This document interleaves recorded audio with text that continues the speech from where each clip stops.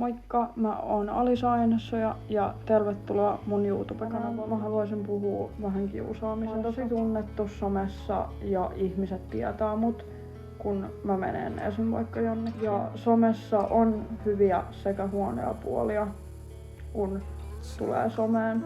Mulle somekiusaaminen on ollut jokapäiväistä ja mä kamppailen sen kanssa koko ajan. Ja se kanssa, että miten paljon mä jaan itsestäni myös, niin mä koitan kanssa olla aina varovainen, että mitä mä sanon ja kelle. Ja mun mielestä kaikki somekiusaaminen on todella väärin. Ja se, miten mua ollaan just esim. Kommentoitu Redditissä, miten paljon mä oon saanut paskaa sieltäkin. Ja mä oon koittanut niin kun olla katsomat niitä kommentteja ja mun on ollut todella vaikea niellä niitä vihakommentteja. Ja se on siis ihan kamalaa, mitä joku ihminen voi kestää. Ja sen takia mä haluaisin puhua tästä julkisesti, että kaikki nettikiusaaminen on väärin ja jos sä itse teet nettikiusaamista tällä hetkellä, niin mä toivon myös, että sä osaat lopettaa.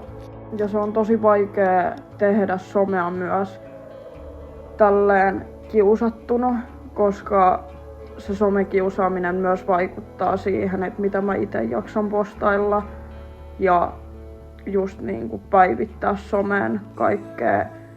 Et mä oon hyvin kuitenkin vahva ihminen, että mä oon kuitenkin joutunut kestämään kaiken sen paskan ja silti päättänyt tehdä somea. Mä myös kans pyydän, että jos sä tällä hetkellä somekiusaat jotain ihmistä, niin mieti oikeasti pitkään, että onko siitä mitään järkeä, koska se voi oikeasti muistaa kaikki ne vihakommentit sen koko loppuelämän. Toivottavasti sä tykkäsit tästä videosta, missä mä höpöttelin vähän kaikkea, mutta joo, nähdään seuraavassa videon parissa.